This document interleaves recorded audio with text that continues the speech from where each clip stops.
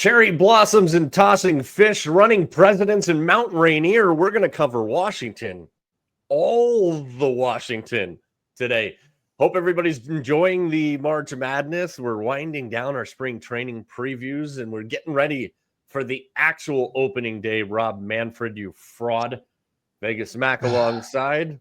Buddy, enjoying the madness, enjoying this countdown to baseball season. How the hell are you? I'm doing great, yeah. And I think you said it a couple weeks ago. This is like one of the best times of the year sports-wise. We get a little bit of everything, a little bit of baseball, got some good golf, lots of basketball, just a lot going on, man. It's a good time.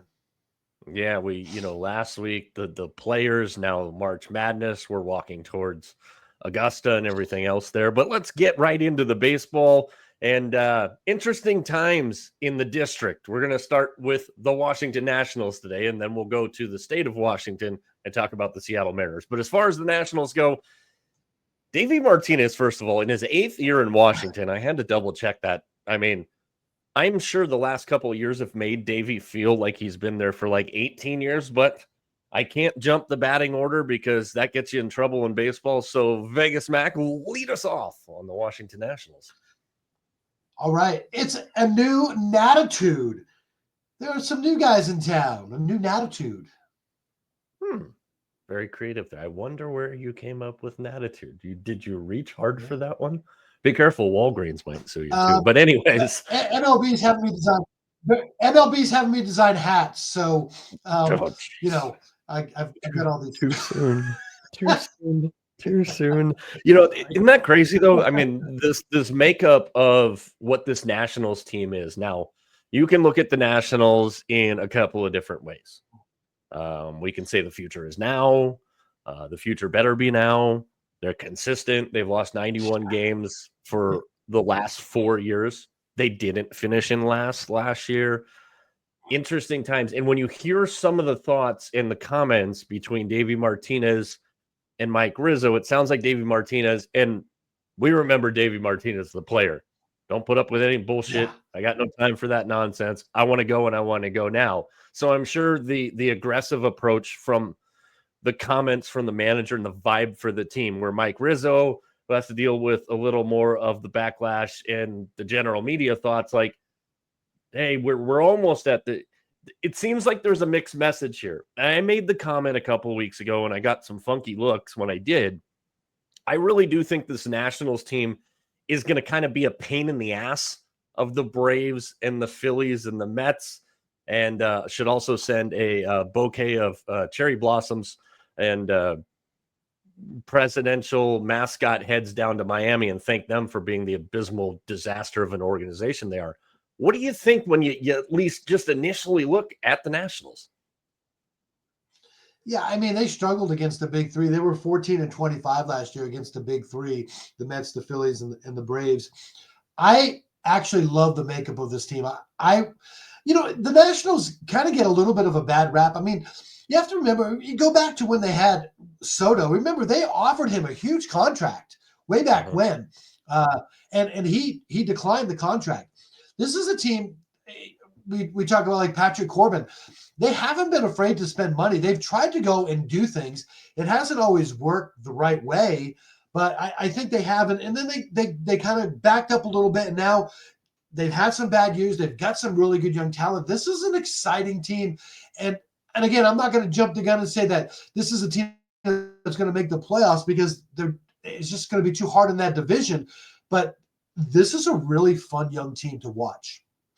Yeah, absolutely. And, and following the theme that we typically do in these, there's only 2 players on this team, position players, over 30 years old. And we'll get to the position side of it. Here's my first thing that kind of, I don't know if it bothered me or I just thought was a little weird. I think they're going to miss Patrick Corbin. And a lot of people are like, man, he was terrible. It was time for him to go, blah, blah, blah. Here's the thing with Corbin.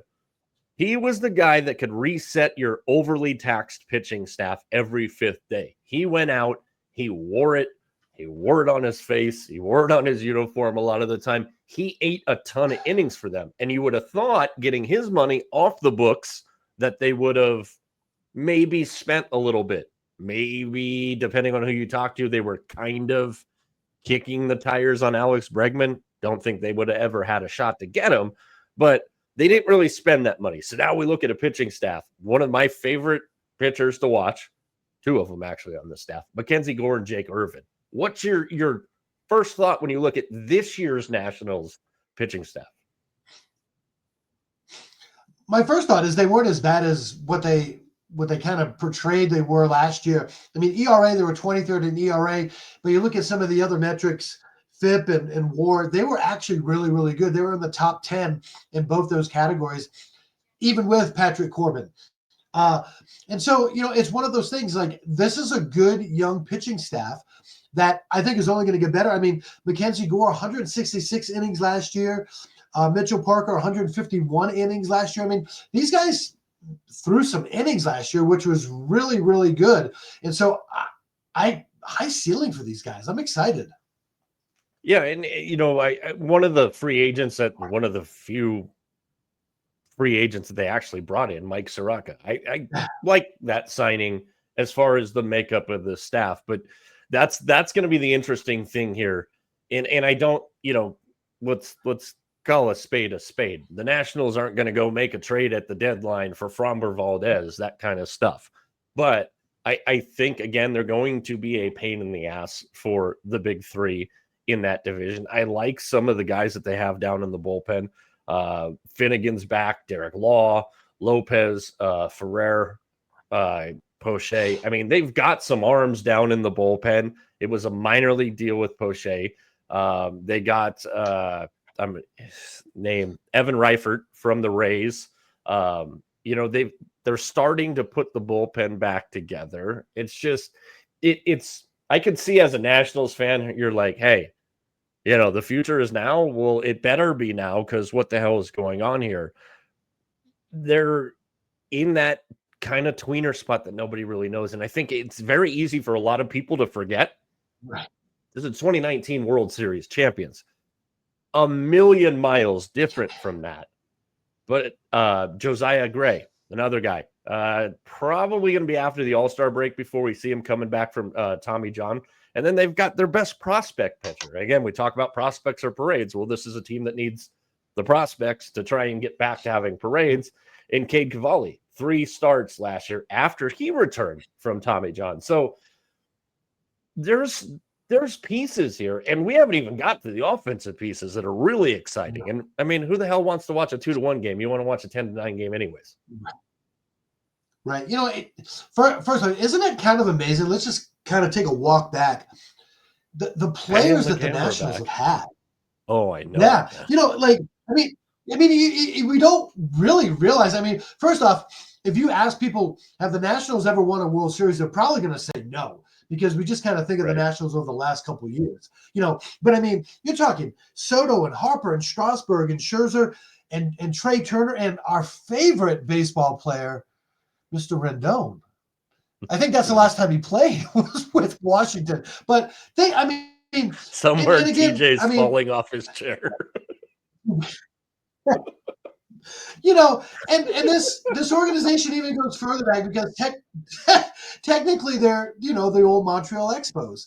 And the Expos had one of the best uniforms ever and some of the best players to ever play as well. So this is kind of a franchise that has kind of a weird history to it. A World Series just kind of like thrown in there. I like I said, I think they've tried to do a lot of good things, but it's an exciting team. I think it's a team that not a lot of people know about. I even though last year they didn't hit a lot of home runs, in fact, fewest in the National League, I still think this is going to be a fun team to watch. Yeah, and that's the part of the ball field, the dugout, whatever baseball term you want to use here, that's most exciting for the Nats. You go over to the offensive side, and a couple of things. The first thing that stands out to me, without seeing a regular season game played, Wood, Jacob Young, Dylan Cruz. That is a really damn fun outfield. And this is should be, barring any injuries, should be their first full season together. And I think this will really, and I think that's where you get the differentiating words from Davey Martinez and from Mike Rizzo is and Dylan Cruz even backed it up. Like, the future is now. I think it's going to be really fun, and we'll get a really good gauge for how this team and their future prospectus is watching just those three guys play hopefully a full season all together. That's where it gets really exciting. That's where I think that they can be a pain in the ass to the big three in the East. And, they have a shortstop that not a lot of people talk about, the CJ Abrams, who, is amazing. I mean, talk about under the radar guy. I mean, when you think of shortstops in the National League, most people think of Ellie, Cruz, but but not too many people are going to mention the CJ Abrams. And, he was an all-star. He's defensively a little bit of a struggle and had a little bit of a down second half, but goodness, he was an all-star. I mean, this is an impressive young core of baseball players. Yeah, and even more so, and this is going to be an interesting thing for them too, is they've got another youngster down that we're going to see, maybe even see on opening day, if not very soon after that, Brady House. And then they bring in two very professional veteran hitters in Nate Lowe, and they bring back Josh Bell, who, if you go back to the 2019 year, Josh Bell was a huge part of that team in 2019, 37 home runs. You mentioned Abrams. They did have to send him down to Rochester towards the end of the year last year. And Dylan Cruz. I mean, we only saw Dylan Cruz for 31 games. Obviously, as people know that follow the show, again, follow us everywhere but Snapchat at Mike Arana Show, because we're not 12 and Snapchat sucks. That's why we're not there. But the Dylan Cruz that we saw at LSU, only 31 games, has some things to work on mechanically in his swing, as every young player does, and the home run power will come. This guy's going to hit a lot of doubles. He's going to hit a lot of triples. And I think that's why when the Nationals are on this year, I'm going to pop the Nationals game on, because the Wood, Young, and Cruz. But Lowe and Bell in the middle of that lineup, you mentioned their lack of power, 73 solo home runs last year. 73. Last in Major League Baseball. 27th with nobody on in batting average. I mean, their offensive numbers outside of stolen bases were atrocious last year. They led the league in steals. If they get on base, they're dangerous. They got to get on base, and that was their big problem. But here's what I like, Mike, that the Nationals are doing that so many other teams, for whatever the reason, and I know the reason, they want to win. This is a team that says, listen, we got these young guys. We're excited about these young guys. We're going to put them on the lineup card, and we're going to see what they can do. And they're going to earn their scars on the major league level is what they're going to do. And we're going to see what they can do. And they may float, they may sink. I mean, I don't really know what they can do, but I think the Nationals have kind of embraced that. It's kind of like, we're going to throw these guys out there, and who knows if they play to what we think they can play. Again, I don't think they're a playoff team this year, but man, oh man, this season, what experience they can get next year. Maybe they'll be, I mean, it's not that they haven't wanted to spend the money. I think they have. Maybe next year they go and they get another pitcher that they can put in there, or somebody else in that lineup that's going to make a difference. And all of a sudden, within a year or two, this national team is back at it. Yeah, and we look at the general makeup of the NL East here, just to kind of wrap things up on the Nationals here. When we pan the camera out, we've said it all spring, and then we're going to play a game. We're going to let you spend $100. And this one, I think, is going to be a challenge for you. We've had a couple of tricky ones in there. $100 of my money. But when we pan the camera out, we got to remember a couple of things. This Philadelphia team in the NL East isn't getting younger, and depending on what happens this year, might not be intact after this season. So the door is open there. The other guy that I don't think gets any attention here when we talk about their younger players that are developing, sink or swim, like you just mentioned, Luis Garcia Jr., one of 6 players for them last year, over 280, 40 extra base hits, 20 stolen bases. and he's really good. Doubled his home run production. Like, hey, just go out there, get better. I think that's why a lot of people are excited to see Dylan Cruz for the whole year here. I'm really kind of excited to watch this team. I think a successful year for them, and this will lead me right into you spending my money, would be to get to 500. But final thoughts before we have you spend $100 of my money on this Nationals team. Go for it. I like I said, I will flip this game on. I will watch the Nationals. I'm gonna give them my breakout team of the year for this year, for 2025. They're my breakout team. Nice. I like it. So following that theme, if I gave you $100, let's get the particulars out of the way here and not waste any time. They're 300 to 1 to win the World Series. By the way, I want to say one thing. I was going to say, Mike, one thing. I love this stadium, by the way. I think this stadium's underrated. I've been here 3 or 4 times. I love the way this stadium is set up. It's a lot of fun. You got to go there. This is a fun stadium. That one I have not gotten to yet. I have some friends that have been there. Mixed reviews on it. I want to go just because it looks cool, and then I want to, move on. I want to do the Washington, Baltimore, easy trip. Getting older there, man. I can only drink so many beers in so many days and walk around stadiums, so I have to be very convenient in how I plan these. But I definitely want to check that one out. All right, so they're 301 to win the World Series, 100 to 1 to win the National League, 65 to 1 to win the NL East. Now let's get into the more fun ones here. Over under win total for the Nats this year, 72.5. To make the playoffs, they're a plus 850. To miss the playoffs, they're minus 1400. We're not even going to waste time. So the simple question on the Nationals, over under 72.5 wins. And while you kick that around, again, follow us on all of our social channels at Mike Arana Show. Seattle Mariners coming up here in just a couple of minutes. You can see what we're going to do here to finish up the previews at the bottom of the screen. Over under wins on the Nats and Davey Martinez in his 8th year, which is still mind-blowing to me, in Washington. I know. 72.5 over or under. I'm gonna take the over. Over. Which would put them I think they're gonna surprise 2 games over last year. I think that's a fair expectation for them. I really do. All right. This is something else I've been perfecting as let's do this. Let's fly across the country. I'm gonna lose an eye before we're done with this. I thought I had it. See, the last couple of shows, it looked like I kind of had the flip down. But speaking of flipping, lat injury. Speaking of flipping, something's got to flip for the Seattle Mariners offense. Dan Wilson comes in last year after they make some wholesale changes there. And we know what the deal is on the Seattle Mariners. Great pitching. Little bit bumpy road here at the beginning of the year. George Kirby's got shoulder inflammation in the right shoulder. That's always a tricky thing. I'm not saying anything. I'm not wishing him ill will at all. I love watching this Mariners pitching staff pitch. But before we go any further, Mac, we have to lead off. So Vegas Mac, leading off for the Mariners on the Mike Arana Show. Vegas Mac, your first thoughts on the Seattle Mariners? We go like Julio goes, baby. We go like Julio goes.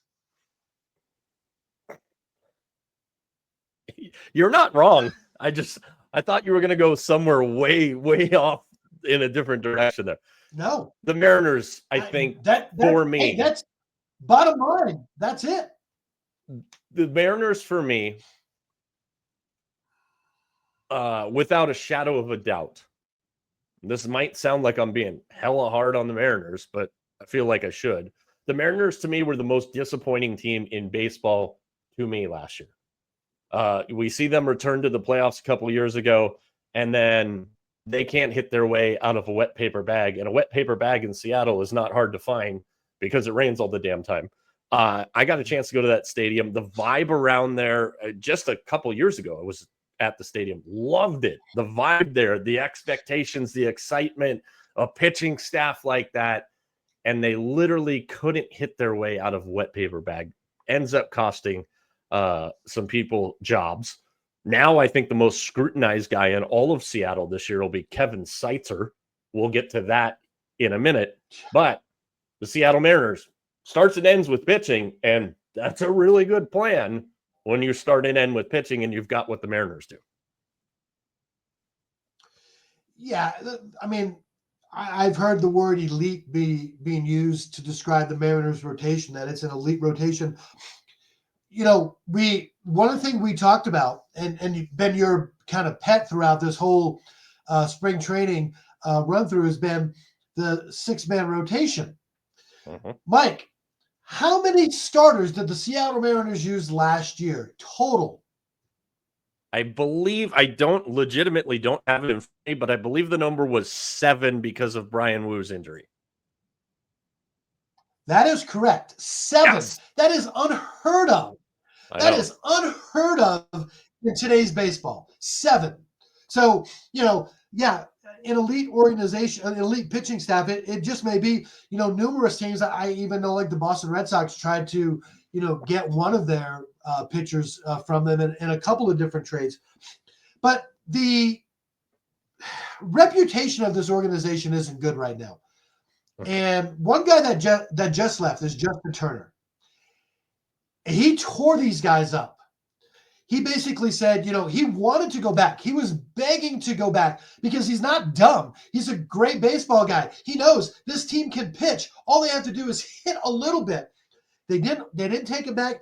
And he basically said, he called them, I like this, he called them a unicorn of a pitching staff. He said they have a unicorn of a pitching staff, but he says the ownership has no freaking clue what they're doing. They have no idea what they want to do, and that's the problem.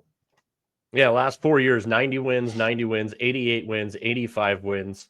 And if they could literally hit last year, we talked about the Astros, last week when we were doing the preview on the Astros, and the thing that we said is Houston turned it on late, but they didn't turn it on because they were blowing doors off. They turned it on because Texas and Seattle were miserable. And, the Jerry DiPoto, hey, we're just trying to win, basically said we're trying to win 50% of the time and we don't want to blow up the payroll. And we posted some of this content on our channel last year when I was up in Seattle, and that's the consensus thing. Cool, you've won 90 games, 88, 85 games. That consistency and that higher up win total is nice. The fans don't give a shit. I mean, we talked about this with Detroit the other day and the vibes. We talked about the vibes in the city of Chicago. Let's talk about the vibes in the city of Seattle. Beloved Pete Carroll, gone. DK Metcalf, gone. Geno Smith was kind of indifferent with a lot of people, gone. The Seahawks are nowhere near what Seattle fans in the 12s, remember the high times with Seattle. We know the Supersonics, for whatever reason, still haven't been announced they're coming back, should be coming back. The Kraken, up and then massively down this year. So there's a lot of eyeballs on the Mariners, and a lot of Seattle sports fans hoping that the Mariners can actually be good, because Seattle Seahawks fans right now are losing their ever-loving minds. And when you have a pitching staff this good, it makes you go, why didn't you spend anything? Well, I'll say one thing in the defense of why they didn't spend anything. So after they make the wholesale changes, Dan Wilson, Edgar Martinez, kind of tweaking and tinkering with everything down the stretch. Well, they hit way better in September, and really were starting to kind of figure some stuff out from the offensive standpoint in September. That's the only case I can give, and the only solace for Seattle fans is maybe you didn't spend a ton of money because you got Arozarena late. They did sign Donnie Barrels, and I think that's going to be a massive difference for them. George Polanco was miserable last year, disappointing. I think the only thing I would take as a Mariners fan from an offensive standpoint is the way they hit after Wilson took over. And that's why I said Kevin Seitzer might be the most scrutinized guy in all of Seattle this year, their new hitting coach. That can be the only reason I can go, hey, maybe you didn't spend a ton of money because they saw enough in September to go, we think we got something figured out here. I know that's not what the fans want to see. And hell, you heard me when we talked about the Giants, dude. It's the same thing. But that's the only thing I can give a Seattle fan right now as far as this team goes, is maybe that's why. But if they start slow from the plate in April, oh my goodness, it's going to be miserable in Seattle. Yeah, I mean, we talked about, Julio. I mean, he's gotten off to bad starts, every year of his young career. Is he ever going to reach that superstar numbers wise that we think that he can? And Rosarena is good, but he's so up and down. That's the one thing about him. I mean, he'll carry you for like 2 weeks, and then the next 2 weeks he's just he bottoms out. Kevin Seitzer's a really good hitting coach. He has that philosophy of using the middle of the field. He wants you to be a gap hitter, right center to left center. That's kind of the philosophy that Kevin Seitzer. He's not a home run guy. He's not. We talk a lot about now with these hitters. Backspin and lifting. He's not going to teach that. He's going to teach driving the ball to the gaps. That may help Julio out. That may be just what he wants. Because listen, when Julio, even if he hits the ball the other way, he hits it with power. I mean, he's got all field power, so that's not a problem. So there's a lot to that. And again, you have to think that these guys aren't going to be as bad offensively as they were last year. You have to figure, even if they're a little bit better offensively, and you figure the pitching's maybe not as good, that's probably going to be a pretty good mix for them. Yeah, I mean, again, if they start slow, I'm afraid I've got some bad news. I can't do the Wade Barrett thing. I thought I could, failed miserably. In the early part of their schedule, another thing that we've done a lot in these spring training tours here, they're going to see Tarek Skubal very early. They're going to see Jack Flaherty very early. Likely to see Logan Webb very early. They get the Astros. They're going to get the Rangers. And then they get the Reds, the Blue Jays. They go to Boston. So they're going to, at least initially in that first week, and it sounds crazy. You can't lose a World Series or a division in April. But they're going to get Jack Flaherty, Tarek Skubal, and again, probably like a Logan Webb. And that's just in like the first 2 weeks. So you're going to get some live arms real quick there. And again, the only solace I could, dude, I had such a blast in Seattle, man. Didn't even get to see half of the things I wanted to see. Seattle sports fans are they get a lot of shit. They're really, really fun to hang out with, man. They just want to see, give me a product on the field, on the ice, on the court that's going to do something here. Yeah. This is going to be a very, very volatile situation early in the season, especially if those bats take some time. And granted, we know Seattle's not the best hitters park in the world. That's why they have the pitching staff that they do. But I think the first 2 weeks of Mariners baseball this year, especially the guys with the helmets and the bats, are going to be more scrutinized than anything. And hopefully they found it in September, because this pitching staff is way too good to waste.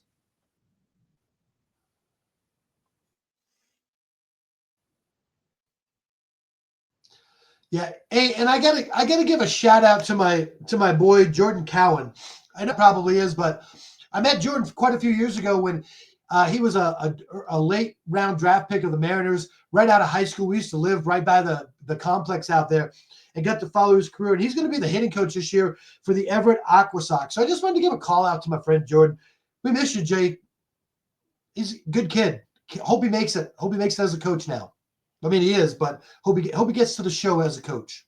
One of my favorite minor league team names, the Everett Aqua Sox.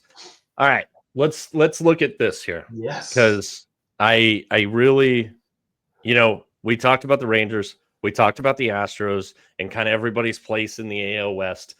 This is a team that I could see winning this division, and I'm going to be the beacon of light and positivity.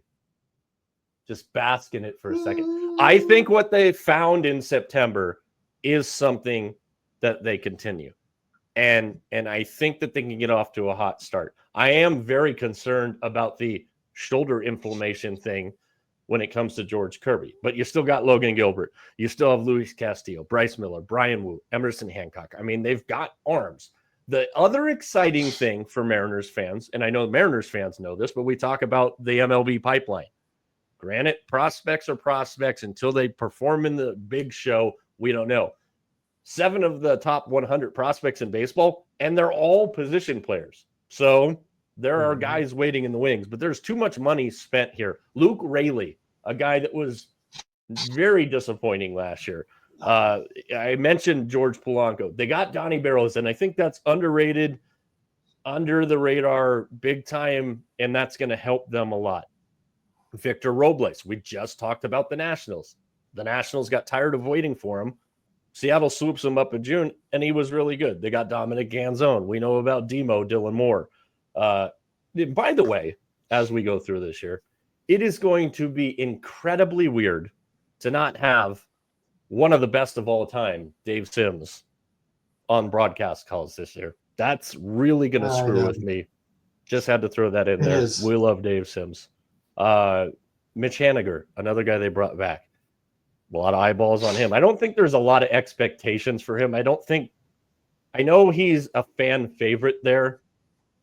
He hasn't had the best last couple of years. He left San Francisco, ended up coming back.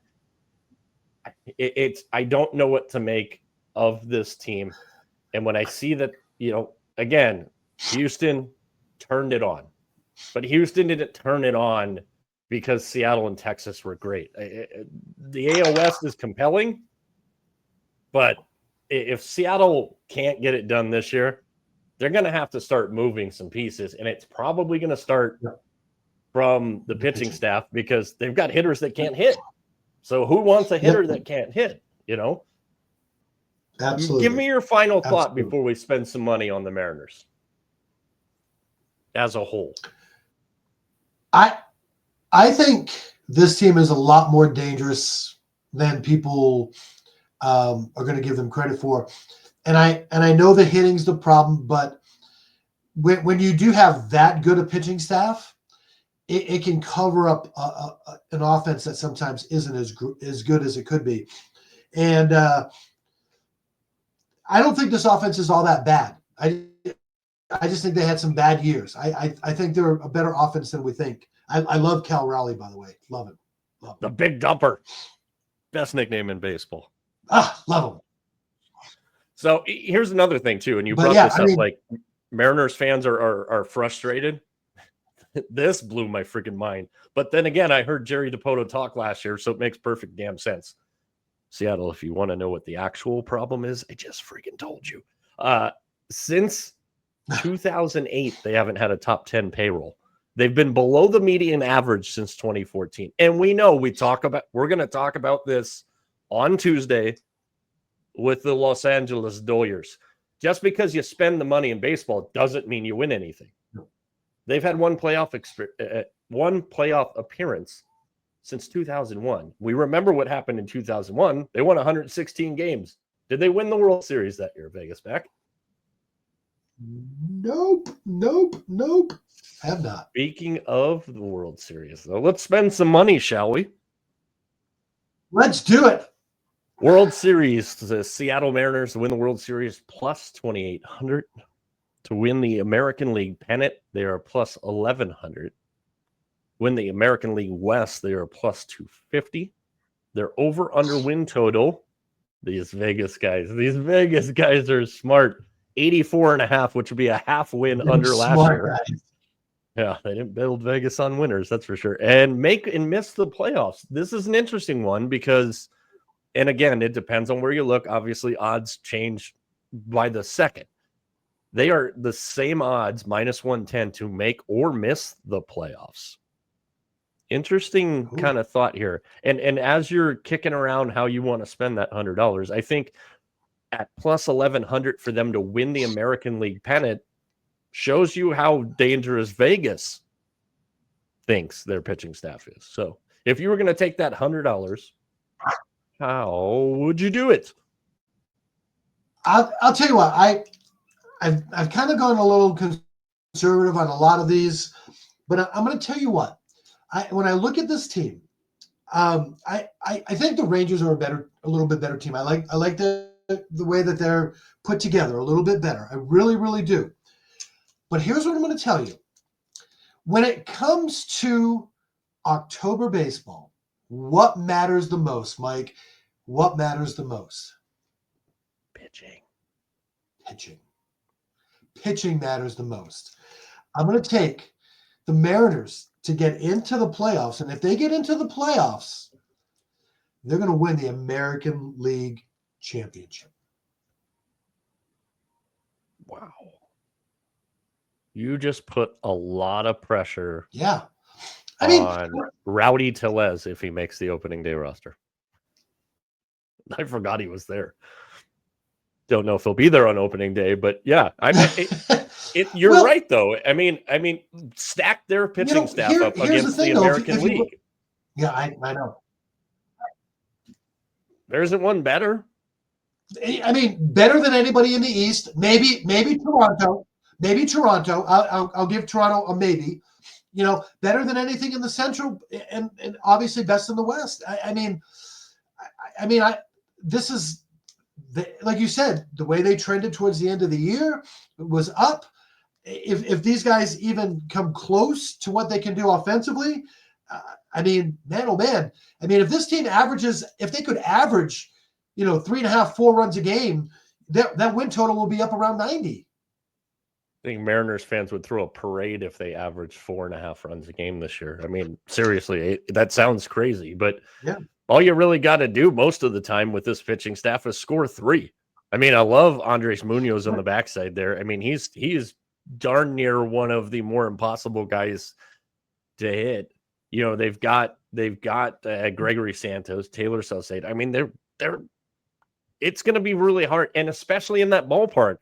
That ballpark, if you followed us last year on Dollar Dingers, how many times did we pick a Mariner when they were playing at home to hit a home run in Seattle? Not many times. A, because it's really hard, especially at night, to hit home runs there, and B, because they led the American League in strikeout percentage last year, and they were 29th in batting average. So I do agree with you.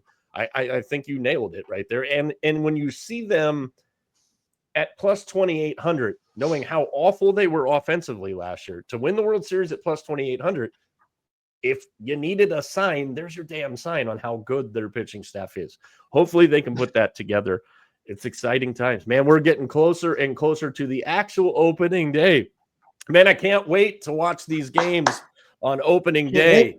All these nationally televised games. It's an exciting time for baseball. We will be back tomorrow with the Minnesota Twins and the Tampa Bay Rays. And it's kind of interesting how we scheduled these spring training tours, Mac, because we're just walking the way down to opening day. And man, do I have a night before opening day thing to say to my guy, my homie, Rob Manfred. So for everybody behind the scenes, we thank you. For everybody watching, we thank you. Keep enjoying the madness. We're getting closer and closer. For TJ, for Vegas Mac, and for the rest of our crew, I am Mike. We will talk to you tomorrow. We're out.